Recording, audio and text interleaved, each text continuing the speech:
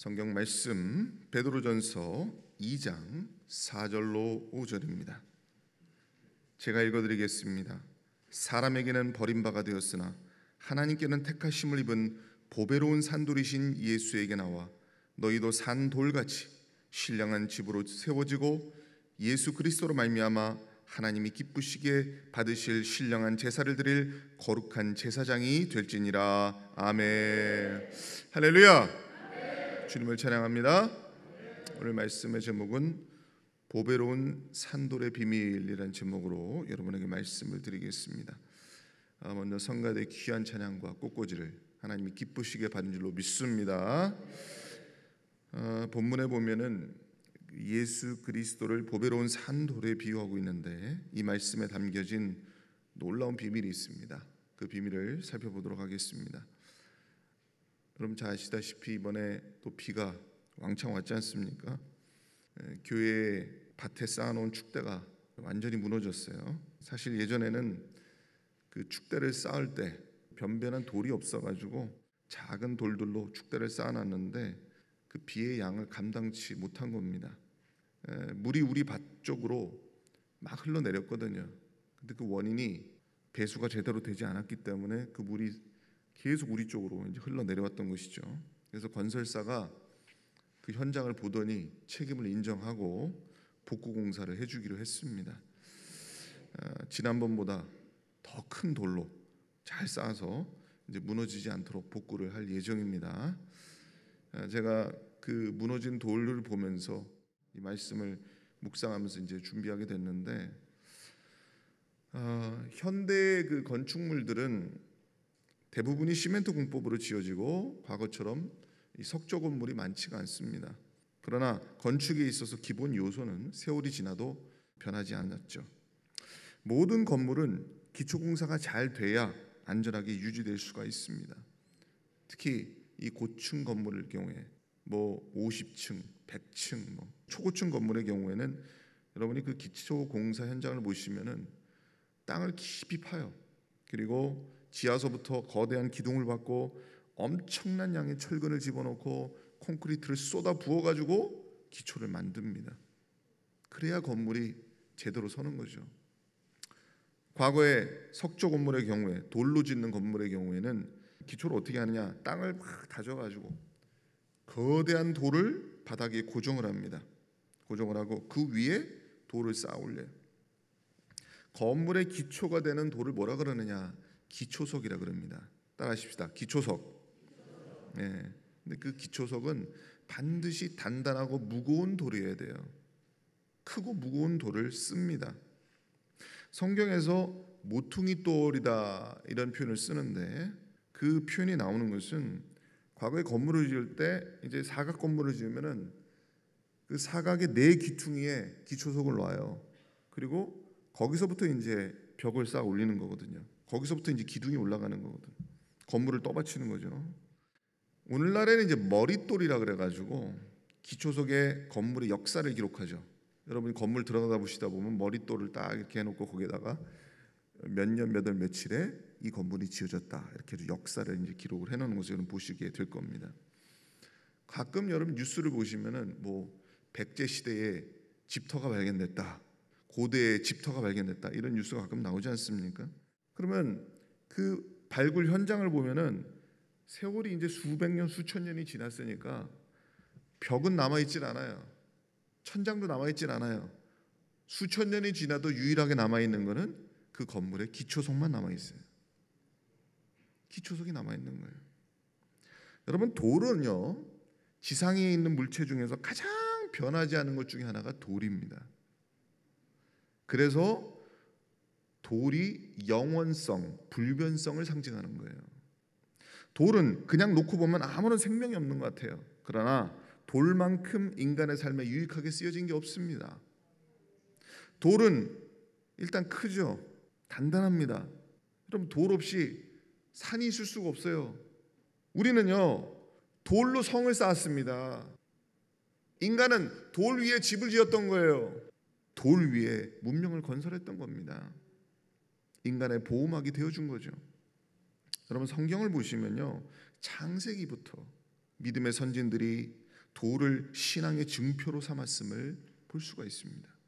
그 돌의 불변성, 그걸 이용해서 불변의 증거로 삼고자 했던 거죠. 그래서 야곱은 베델에서 돌을 세우고 하나님과 약속을 했습니다. 자기가 베고 잤던 그 돌이에요. 여호수아는 요단강을 건너면서 그 강에서 돌 12개를 취했습니다. 12개. 그걸 취해가지고 하나님이 자신들과 함께한 그 역사를 기념했던 것입니다. 사무엘 선지자는 돌을 취해서 에베네셀의 하나님을 기념했습니다. 성경을 보면요, 겨자씨, 누룩, 알곡 같은 많은 그런 비유들이 나오지 않습니까? 그게 다 신앙과 믿음에 대한 비유들이죠. 그런데 무엇보다 예수님을 비유로 할 때 가장 명확하게 사용되는 것이 바로 돌입니다. 뜨인돌, 산돌, 모퉁이돌, 반석, 그 돌들이 다 누구를 예표하는 겁니까? 예수 그리스도를 예표하는 거예요. 이사야는 놀라운 예언을 했어요. 이사야 28장 16절에 그러므로 주 여호와께서 가라사대 보라 내가 한 돌을 시온에 두어 기초를 삼았노니 곧 시험한 돌이요 귀하고 견고한 기초돌이라 그것을 믿는 자는 급절하게 되지 아니하리로다. 할렐루야. 기가 막힌 말씀이에요. 하나님이 한 돌을 시온에 두어 기초를 삼으시겠다. 그 돌은 견고한 기초석인데 그 돌을 믿는 자는 멸망하지 않고 구원을 받게 될 것이다. 그 돌을 믿어야 된다. 아직도 유대인들은 자기 선조들이 예언했던 그 돌이 예수라는 실체로 나타났음에도 불구하고 지금도 깨닫지 못하고 있어요. 그 돌이 예수 그리스도로 나타났잖아요.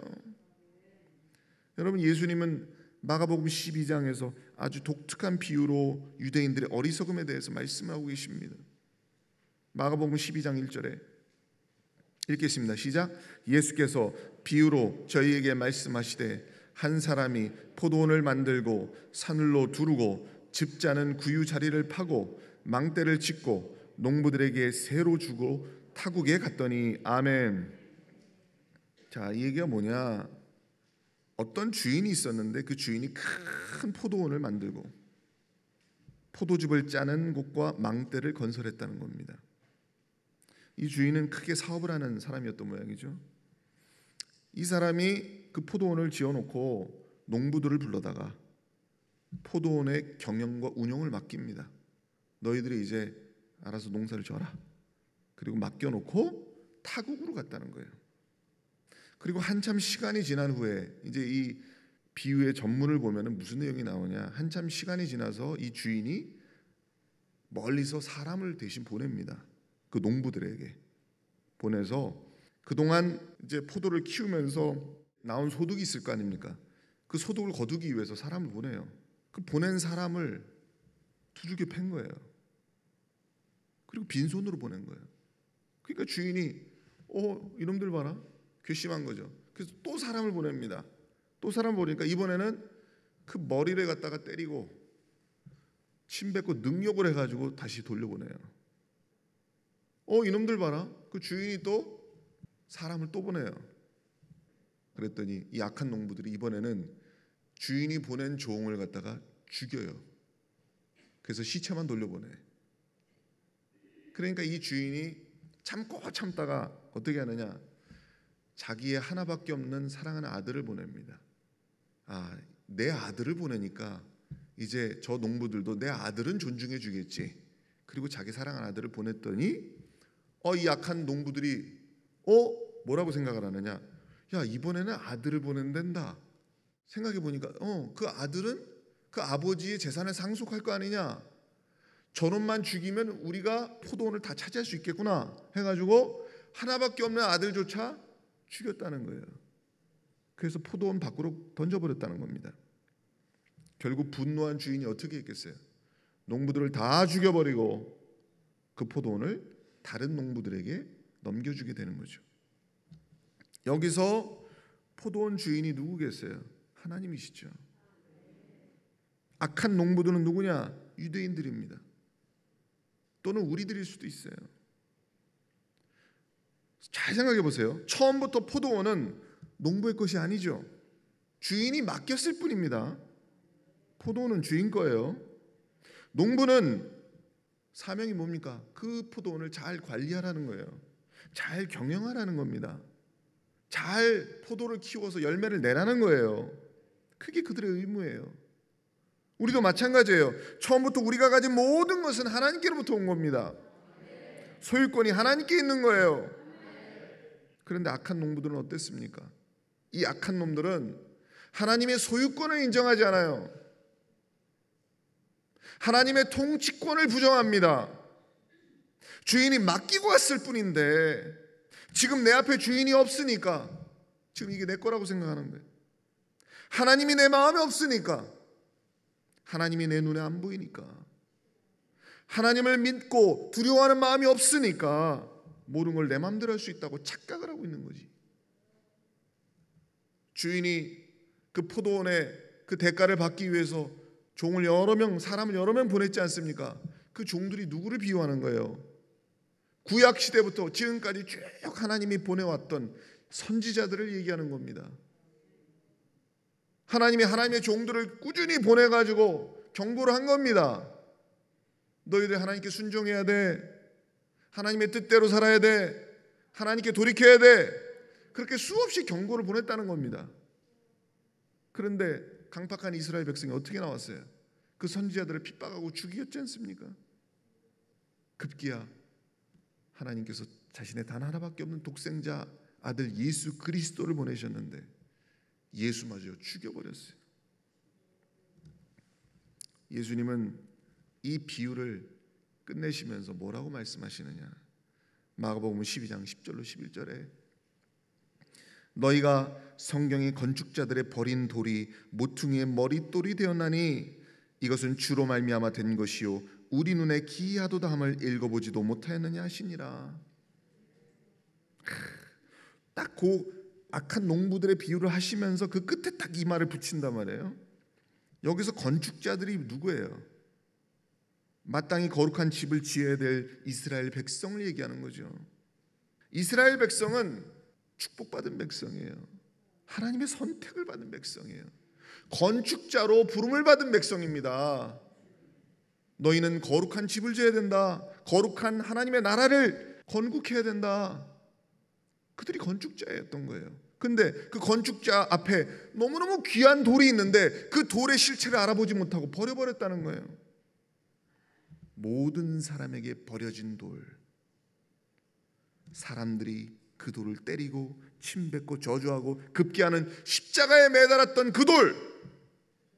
그런데 하나님은 사람들이 버려버린 그 돌을 취해서 건물의 기초속이 되는 모퉁이 돌로 삼았다는 겁니다. 그 돌이 뭡니까? 부활하신 예수 그리스도를 말하는 거예요. 부활하신 예수님은 온 인류를 구원하는 생명의 돌입니다. 온 인류의 삶을 떠받치는 기초속이에요. 깨달으시길 바랍니다. 여러분, 성경에서 돌 하면 떠오르는 인물이 있죠. 그게 누굽니까? 베드로입니다. 베드로. 본래 베드로의 이름이 베드로가 아니죠. 누굽니까? 시몬입니다. 시몬. 시몬의 뜻이 뭔지 아세요? 사막이라는 뜻이에요. 사막, 광야, 사막. 근데 예수님이 그 이름을 바꿔 부르셨습니다. 뭐라고 부르셨어요? 게바라 부르셨어요. 게바. 게바가 수리아 말인데 이걸 헬라 말로 번역하면 베드로가 되는 겁니다. 게바와 베드로는 같은 뜻이에요. 무슨 뜻이냐? 반석이라는 뜻이에요. 돌멩이라는 뜻이에요. 야 반석아, 반석아, 야 돌멩아, 돌멩아 이렇게 부르신 거지. 응? 시몬이 베드로가 된 거예요. 예수님을 만나기 전에 사막 같던 인생이 예수님을 만나고 나서 광야에서 생수를 뿜어내는 반석 같은 인생으로 바뀐 겁니다. 깨달으시길 바랍니다. 여러분의 인생도 마찬가지예요. 우리는 모두 광야 같은 인생에 살고 있습니다. 우리의 삶 자체가 사막이요. 그러나 살아있는 돌 예수 그리스도를 붙들고 살면은 그곳이 더 이상 광야가 아니라 오아시스가 되는 겁니다. 왜? 생명수가 솟아나기 때문에. 그래서 우리가 이런 찬양을 드리는 겁니다. 주님 같은 반석은 없도다. 만세반석, 예수 내 반석. 예수가 내 반석이 돼야 돼요. 할렐루야. 주님 같은 반석은 없는 거예요. 여러분, 베드로는 돌과 인연이 많아요. 그가 예수님에 대해서 뭐라고 고백했습니까? 주는 그리스도시요 살아계신 하나님의 아들이십니다. 그때 예수님은 뭐라고 말씀하십니까? 내가 이 반석 위에 교회를 세우리니 음부의 권세가 이기지 못하리라. 이 말은 뭐예요? 너의 믿음 위에 교회를 세우겠다는 뜻이고, 동시에 교회의 머릿돌이 예수님을 증거하는 거예요. 교회의 머릿돌이 예수 그리스도가. 베드로는 돌에 대해서 이렇게 증거합니다. 베드로전서 2장 4절 5절에 읽겠습니다. 시작.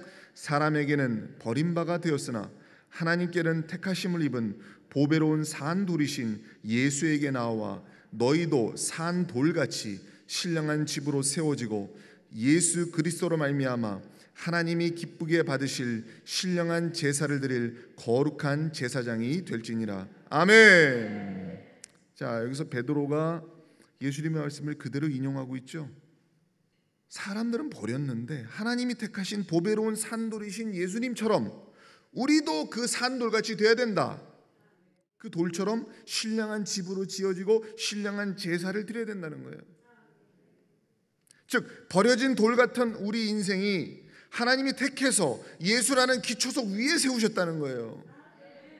예수님이 산돌인데 우리도 산돌이 될 수 있는 것은 그 산돌 위에 올려져 있으니까 같이 산돌이 되는 거예요. 깨달으시길 바랍니다. 산돌이라고 하는 것은 말 그대로 살아있는 돌, living stone, 살아있는 돌. 그래서 요한복음 1장 4절에 그 안에 생명이 있었으니 이 생명은 사람들의 빛이라. 여러분, 예수님이라는 그 돌은 겉으로는 그 존재를 드러내지 않아요. 왜냐? 눈에 보이는 가치가 아니기 때문에. 예수의 가치는 눈에 보이는 가치가 아니에요. 오직 그 안에 생명이 있기 때문에 그 안에 있는 생명의 빛을 보는 사람만이 그 돌을 취할 수가 있는 거예요.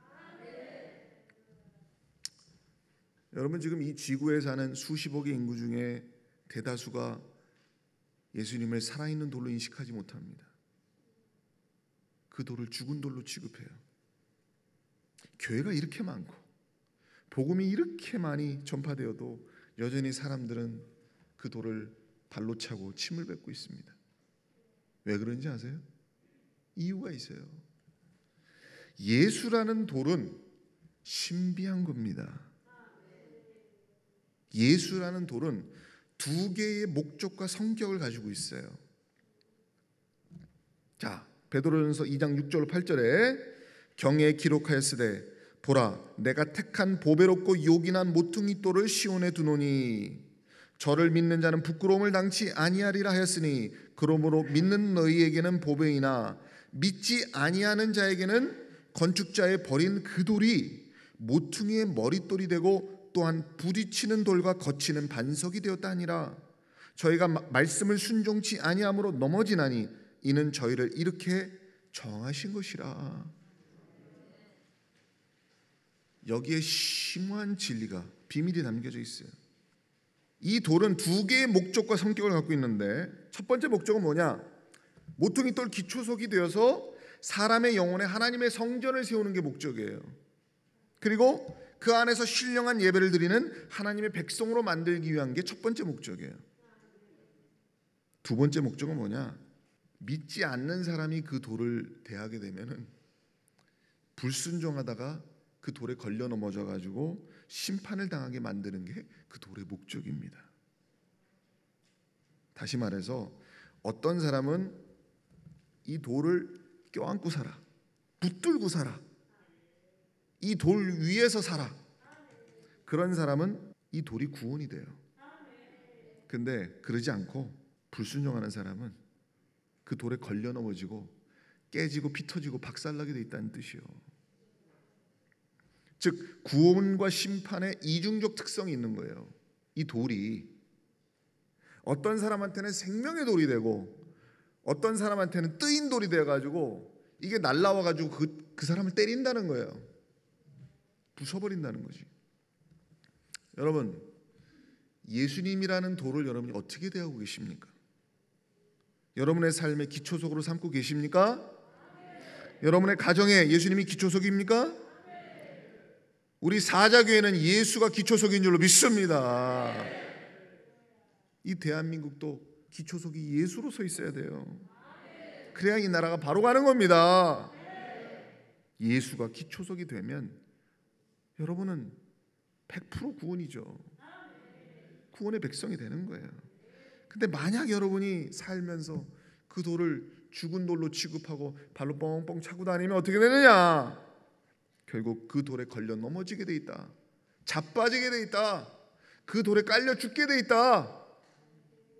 로마서 9장 32절에 어찌 그러하뇨? 이는 저희가 믿음에 의지하지 않고 행위에 의지함이라. 부딪힐 돌에 부딪혔느니라. 기록된 바 보라, 내가 부딪히는 돌과 거치는 반석을 시온에 두노니 저를 믿는 자는 부끄러움을 당치 아니하리라 함과 같으니라. 부딪힐 돌에 부딪혔다. 여러분, 예수님의 돌은 그런 돌이에요. 여러분이 그 돌을 붙들고 살면은 생명이 되는 것이고, 그 돌을 무시하고 살면 그 돌이 심판의 돌이 되는 겁니다. 여러분, 오늘날 지금 이 세상이 흔들리고 있어요. 왜 흔들린지 아세요? 이렇게 문명이 발달하고 편리한 세상이 되었음에도 불구하고 왜 사람들의 영혼이 갈증을 느낍니까? 왜 절망을 느끼고 있습니까? 죄와 사망의 고통 속에서 절규하는 이유가 뭐겠어요? 그것은 생명의 돌 기초석을 잃어버렸기 때문에 그래요. 예수가 기초석에서 빠져버렸기 때문에 그 인생이 흔들리고 영혼이 흔들리고 있는 겁니다. 지금 왜 이렇게 세상이 막장으로 가고 있는지 아세요? 사람들이 하나님을 버렸어요. 인본주의를 앞세웠습니다. 예수님이라고 하는 그 기초석을 빼버리고 그 자리에 과학을 넣고 지식을 넣고 철학을 넣고 인문학을 끼워 넣은 거예요. 그게 건물을 지탱할 수 있습니까? 반석이 아닌데. 오늘날 포스트 모더니즘, 구조주의, 해체주의, 이 흐름은 기초석을 심각하게 훼손하고 있는 거죠. 성경 말씀의 절대성을 허물고 있습니다. 하나님이 정하신 옳고 그름을 부정합니다. 성경이 가르치는 삶의 기준과 원칙들을 파기하고 있는 거예요. 이사야 5장 20절로 24절에 악을 선하다 하며 선을 악하다 하며 흑암으로 광명을 삼으며 광명을 흑암을 삼으며 쓴 것으로 단 것을 삼으며 단 것으로 쓴 것을 삼은 그들은 화 있을진저. 스스로 지혜롭다 하며 스스로 명철하다는 그들은 화 있을진저. 그들의 뿌리가 썩겠고 꽃이 티끌처럼 날리리니 그들이 만군의 여호와의 율법을 버리며 이스라엘의 거룩한 자의 말씀을 멸시하였습니다. 여러분, 사람들이 선악을 분별하지 못하는 시대가 되어버린 거예요. 내가 정하는 게 옳은 거고 내가 생각하는 게 옳다고 생각하는 거예요. 그 대표적인 게 지금 동성애 문화, PC주의, 다원주의 문화, 문화 막시즘 같은 이런 흐름들이 바로 다 그런 거예요. 하나님을 부정하고 인간의 죄성에 따라 살아가는 흐름은 기초 속의 존재를 부정하게 돼 있어요. 그 결과 사람들의 생각과 사상과 문화가 병들었어요. 여러분, 지금 문명의 탑이 흔들리고 있습니다. 그럼 탑 위에 서 있는 사람 어떻게 돼요? 어지러움을 느끼죠. 흔들리니까 어지러워요. 근데 어지럽지 않다고 지금 거짓말하고 있어요. 문명이 흔들리고 있는데 괜찮아, 나는 아무렇지도 않아. 마치 라오디게아 교회처럼 거짓을 늘어놓고 있는 상황인 거예요. 여러분, 예수라는 기초석이 빠진 건물은 반드시 무너지게 돼 있습니다. 언젠가 무너지게 돼 있어요. 그래서 마태복음 7장 24절 27절에 그러므로 누구든지 나의 이 말을 듣고 행하는 자는 그 집을 반석 위에 지은 지혜로운 사람 같으리니 비가 내리고 창수가 나고 바람이 불어 그 집에 부딪히되 무너지지 아니하나니 이는 주초를 반석 위에 놓은 연고요 나의 이 말을 듣고 행치 아니하는 자는 그 집을 모래 위에 지은 어리석은 사람 같으리니 비가 내리고 창수가 나고 바람이 불어 그 집에 부딪힘에 무너져 그 무너짐이 심하니라. 여러분, 말세지 말이 될수록 거센 비가 내릴 겁니다. 거친 바람이 불어올 겁니다. 홍수가 나게 돼 있어요. 세상이 흔들리고 요동치는데 누가 흔들리지 않을 사람이 있겠습니까? 이럴 때일수록 우리는 예수의 반석을 붙들고 살아야 될 줄로 믿습니다. 그 위에 집을 지으셔야 돼요. 우리는 그 위에 교회를 세워야 되는 겁니다. 복음의 본질로 돌아가야 돼요. 여러분의 삶의 기초석을 세우십시다. 여러분 주님과 멀어지면 안 돼요. 반석 위에 서 있어야죠. 여러분 자꾸 교회와 멀어지는 분들이 있다면은 보배로운 산돌이신 예수님과 멀어질 수밖에 없어요. 교회를 멀리하고도 혼자 돌을 붙들고 살 수 있다고 생각하십니까? 착각하지 마세요. 착각하지 마세요. 야곱은요 광야에서 한 돌을 만난 겁니다. 그 돌은 광야에 널브러져 있는 평범한 돌같이 보였지만은 그는 그 돌을 베개 삼아 잠을 잤을 때 신령한 세계를 만난 거예요. 살아계신 하나님을 만나게 된 겁니다. 그분의 약속을 받게 된 겁니다. 그 돌과의 만남은 그의 일생을 변화시킨 겁니다. 거기서부터 새 인생이 시작된 거예요. 그 돌이 약속한 대로 그는 나중에 베델로 다시 돌아오게 된 겁니다. 여러분의 삶에도 그 돌이 있어야 돼요. 보배로운 산돌이신 예수님과 함께 끝까지 동행하셔야 됩니다. 그 돌이 복의 근원이 되어줄 겁니다. 거기서 생수가 솟아날 거예요.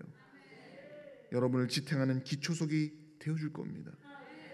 세상 끝날까지 주님 같은 반석은 없도다. 이 고백을 하신 여러분이 되시기를 주님의 이름으로 축원드립니다. 기도하시겠습니다.